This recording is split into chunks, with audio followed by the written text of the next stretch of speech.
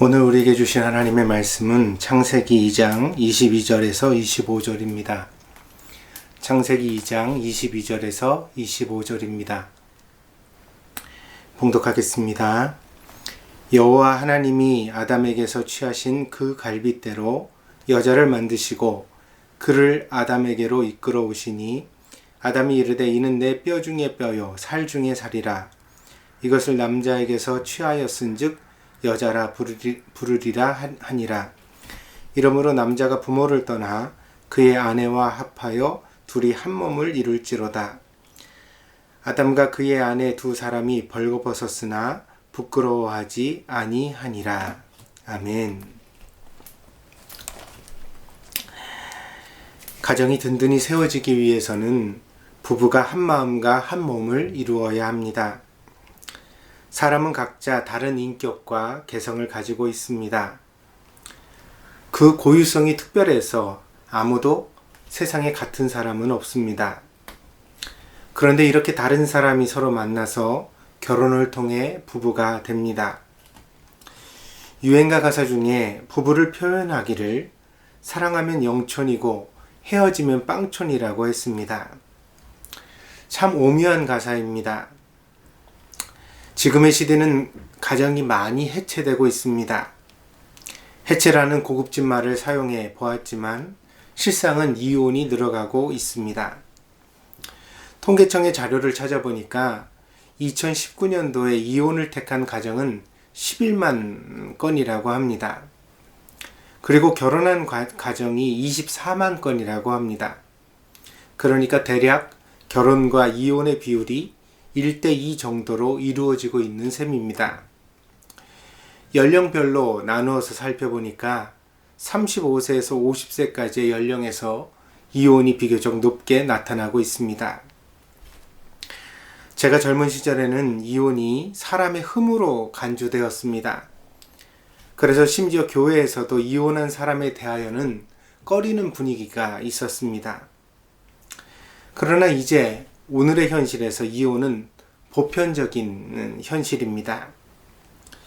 2019년도에 24만 건의 결혼이 있다고 했는데 그 중에서 재혼한 비율을 보니까 남자가 16.5%이고 여자가 18.6%입니다. 그래서 이것을 대충 한 17% 정도로 계산을 해서 보니까 24만 건의 결혼 중에서 약 4만 건 정도는 재혼으로 성립되고 있는 것입니다. 더 고민되는 것은 이혼율이 낮아지기보다는 높아질 가능성이 앞으로 더욱 많아 보인다는 것입니다. 여기에 신앙적인 고민도 있습니다. 아시는 바와 같이 예수님께서는 마가복음 10장 9절에서 이렇게 말씀하셨습니다. 그러므로 하나님이 짝지어 주신 것을 사람이 나누지 못할지니라. 그래서 카톨릭에서는 이혼을 잘 허락하지 않습니다.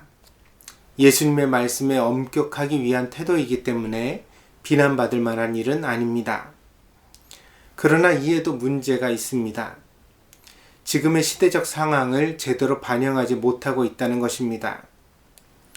이미 수많은 사람들이 이혼을 하는 현실에서 교회는 이혼하지 말고 살아야 한다는 설교 이외에 이혼한 사람들을 위한 복음도 제시해야 합니다. 복음은 의인의 자부심이 아니라 죄인의 뉘우침을 위해 존재합니다. 때문에 하나님의 뜻을 지키지 못한 사람들을 포기하는 것이 아니라 그들이 다시 회개하고 돌아올 수 있도록 은혜의 길을 제시하는 것이 바로 복음의 역할인 것입니다. 그런 의미에서 가정이 평생 지켜지면 제일 좋지만 그렇지 못할 때에는 그럼 어떻게 해야 하는가? 이혼한 사람들의 신앙생활은 어떻게 해야 하는가? 그들이 주의할 것은 무엇이고 그들에게 필요한 격려는 무엇인가? 교회가 깊은 고민을 가지고 대처해야 하는 시대가 이미 왔다고 생각됩니다. 그렇습니다. 부부는 사랑하면 영촌이고 헤어지면 빵촌입니다. 그런 의미에서 부부 생활에 제일 중요한 것은 서로에 대한 사랑을 지속해가는 일일 것입니다. 이 점에 대하여 저는 오늘 본문의 말씀을 통하여 함께 살펴보고자 합니다. 플라톤의 책 중에서 향연이라는 책이 있습니다. 심포지온이라고 원문이 되어져 있는 책인데, 이 책의 구성은 여러 철학자들이 함께 모여 식사하면서 대화를 나누는 그런 형식을 가지고 있습니다. 그 중에 아리스토파네스라는 철학자가 등장합니다. 이 아리스토파네스는 사랑의 기원을 설명하기 위하여 한 신화를 우리에게 들려줍니다. 본래 사람은 4개의 팔과 4개의 다리를 가지고 있었다고 합니다. 그리고 얼굴에 앞과 뒤에도 눈이 있어서 모든 것을 볼 수 있는 존재였습니다. 그래서 이 완벽한 인간은 불가능이 없었고 또한 교만했다고 합니다. 그래서 이 교만해진 인간은 신을 위하여 드리는 제사를 게을리하게 됩니다. 그러자 올림푸스의 주신인 제우스가 분노했습니다. 제우스는 모든 인간을 반으로 쪼개어 일부러 반쪽짜리 불완전한 인간이 되게 만들었습니다. 그 결과 인간은 지금과 같이 2개의 팔과 2개의 다리를 가지게 되었고 앞만 볼 수 있는 존재가 되었다고 합니다. 이 완전을 잃어버린 인간, 그러니까 둘로 갈라진 인간이 자기의 반쪽을 찾으려고 열망하는 상태를 에로스, 그러니까 사랑이라고 설명했습니다. 사랑은 비슷하면서도 다른 존재 사이의 열정입니다. 너무 서로 달라도 이질감이 크고 너무 서로 같아도 매력적이지 못합니다. 결국 그 오묘한 관계의 레시피를 찾아내는 것이 사람과 사람 사이의 사랑을 만들고 지속시키는 매력이라고 할 수 있을 것입니다. 이것은 사람뿐 아니라 친구 간에도 그리고 다른 인간관계에서도 마찬가지 원리가 통용된다고 생각되어집니다. 근래 과학자들은 사랑을 호르몬의 작용으로 설명했습니다. 사람이 사랑을 느낀다는 것은 도파민, 아드레날린, 세로토닌 같은 호르몬의 영향 가운데 들어가는 것을 의미한다고 했습니다. 때문에 이런 상태는 그리 오래 가지 못합니다. 과학자들이 설명하는 사랑은 그래서 고작 6개월에서 길어야 18개월 정도면 끝나는 호르몬 불균형의 상태인 것입니다. 그렇다면 그 이상으로 이어지는 관계는 어떻게 된 것일까요? 그것은 도덕감이나 사회적 책무, 연대의식의 작용으로 이해합니다. 한마디로 불같은 사랑은 지나가지만 소위 한국적 언어로 정 때문에 함께 살게 된다는 것입니다. 사랑은 인류가 문자로 기록한 유산 가운데 가장 많은 기록의 대상이 되는 주제입니다. 그것은 지금도 마찬가지입니다. 문학과 또 음악과 연극에서 사랑은 다른 것과 비교할 수 없는 압도적인 비중을 차지하고 있습니다. 그러나 사실 사랑에 정답은 없습니다. 왜냐하면 사랑은 둘만의 고유한 해답이기 때문입니다. 세상에 같은 사람이 없듯이 같은 사랑도 없습니다. 사랑은 한 사람이 다른 사람의 진심을 찾아 떠나는 마음의 여행인 것입니다. 오늘의 본문은 성경이 사랑에 대하여 제일 처음 언급하는 부분입니다. 그래서 사랑의 기원을 설명하는 본문이라고 여기셔도 좋습니다. 그렇다면 성경은 사랑에 대하여 무엇을 우리에게 말해주고 있을까요?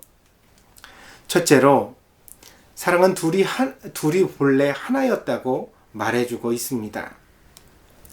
그것은 아리스토파네스가 들려준 이야기와 유사해 보이기도 합니다. 그러나 팔과 다리가 4개씩 그리고 눈도 머리의 앞뒤에 달려있던 기괴한 형상의 인간과는 다른 이야기입니다. 하나님은 아담의 갈비뼈로 하와를 만드셨습니다. 아담을 깊이 잠들게 하셨으니 아마도 수술에 앞서 마취에 들어가게 하는 것과 같은 이치입니다. 그리고 아담의 갈비뼈를 취하여 그것을 기본으로 삼아 여자인 하와를 만드셨다고 했습니다. 영국의 주석가인 매튜 헨리는 이렇게 하신 이유를 다음과 같이 설명했습니다. 하나님께서 남자 갈비뼈로 여자를 만든 데는 깊은 뜻이 있습니다. 남자의 발로 만들지 않은 것은 짓밟히지 않도록 하심이고, 옆구리로 만든 것은 나란히 동등하라 하신 것이요, 팔 아래 있는 것으로 만든 뜻은 보호받으라는 뜻이고, 심장 옆의 것으로 만드신 것은 사랑받아야 한다는 뜻이었습니다. 남자와 여자가 서로 끌리는 것은 그 둘이 하나였기 때문이라는 것입니다. 그래서 공교롭게도 애인을 가리켜 말할 때 우리가 자기야 이렇게 부르잖아요. 근데 이 자기라는 말은 원래 자기의 몸이라는 뜻입니다. 자기를 가리키는 말입니다. 사랑하기 때문에 상대방을 타자로 여기지 않고 나와 동일한 존재로 여기는 것입니다. 이것이 사랑의 마음입니다. 그래서 사랑이 충만할 때에는 동질성이 강조되고, 사랑이 부족할 때에는 차별성이 강조됩니다. 사랑하면 상대방에 대하여 이것도 나와 비슷하구나, 나와 이렇게 똑같이 느끼는구나, 이렇게 생각하게 됩니다. 그러나 사랑이 떨어지면 이것도 나랑 다르네, 저 사람은 정말 나랑 다르구나, 이렇게 생각하게 된다는 뜻입니다. 둘째로 본문은 사랑에 대하여 이 사랑이 주체적인 인간 사이의 관계라는 것을 말해줍니다.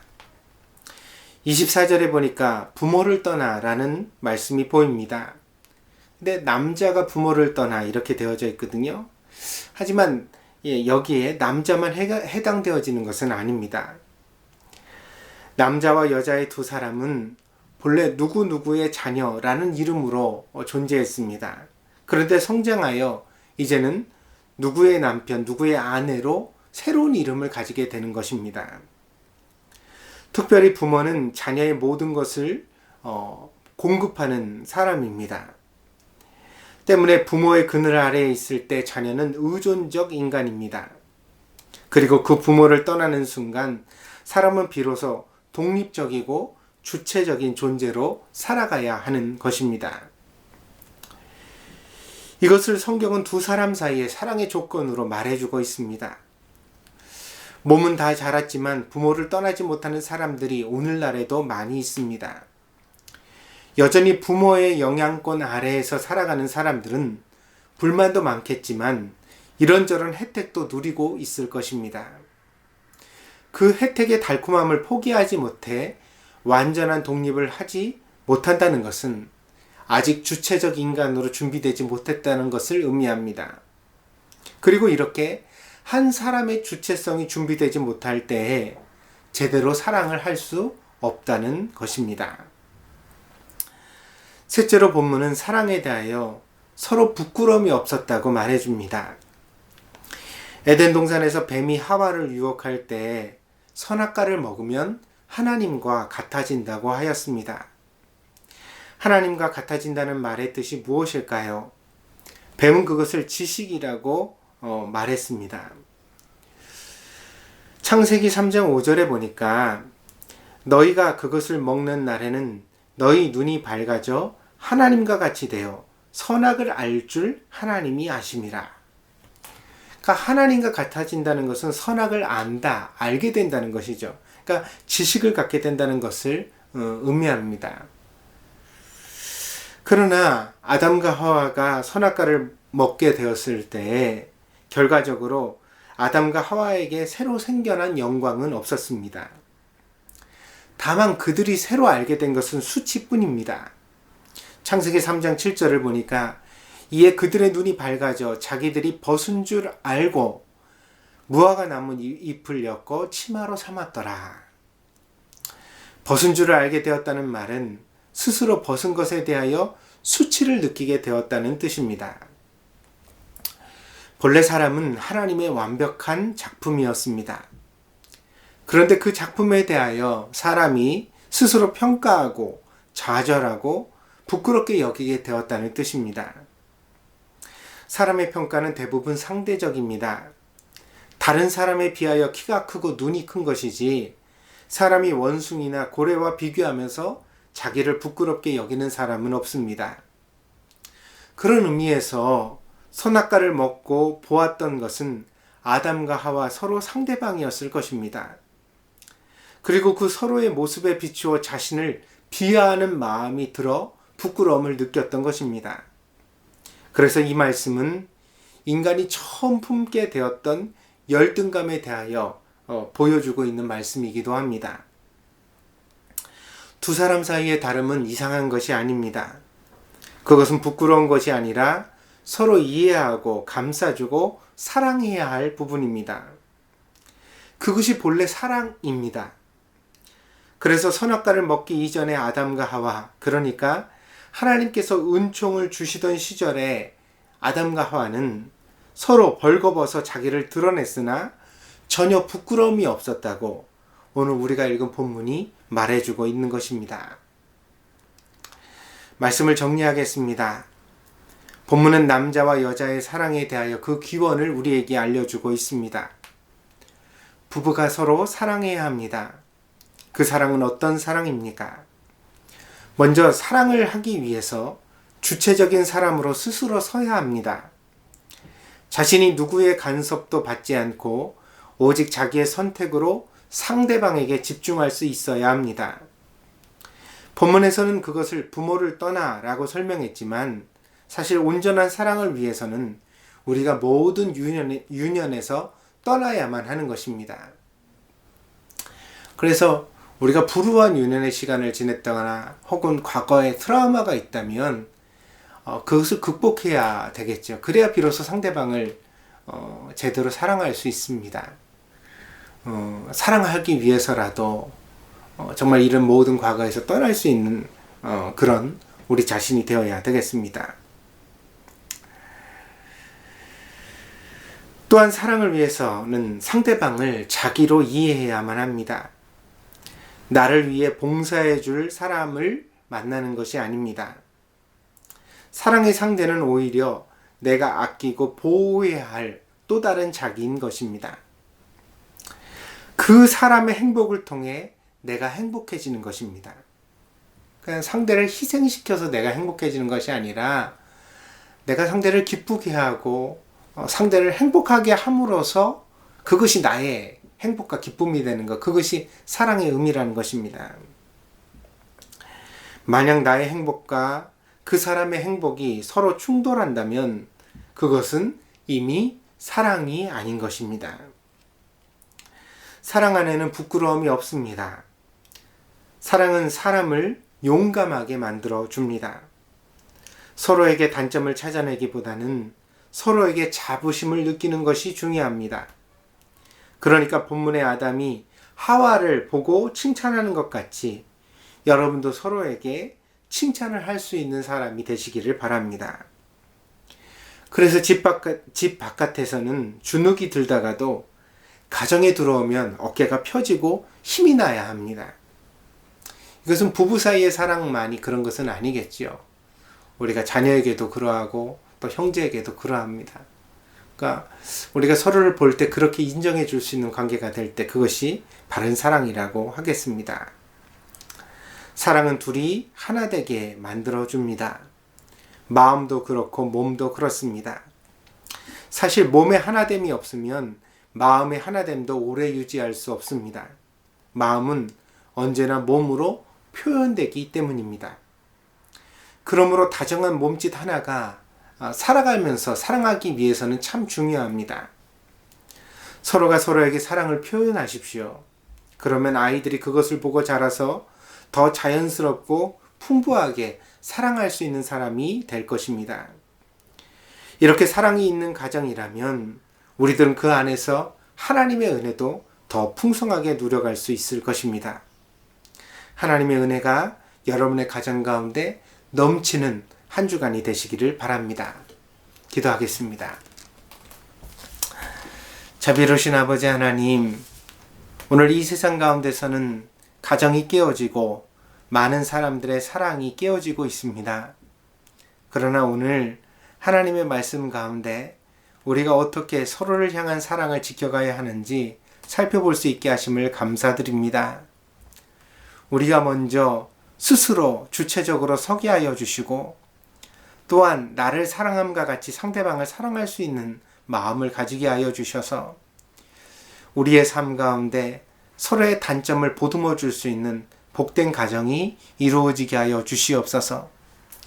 그리하여서 우리가 가정 안에서 마음껏 자유롭게 하시고 용감해지게 하여 주시고 서로가 서로에게 자유를 줄 수 있는 복된 관계가 될 수 있도록 인도하여 주시옵소서. 이러한 가정 속에서 자라난 자녀들이 또한 세상을 아름답게 할 줄 믿습니다. 하나님의 은혜를 마음껏 펼칠 수 있는 사람이 될 줄 믿습니다. 사랑하는 동경드림께 모든 가정이 이와 같은 가정이 될 수 있도록 하나님 은혜 가운데 인도하여 주시옵소서. 감사를 드리며 모든 말씀 예수님의 이름으로 기도하였습니다. 아멘.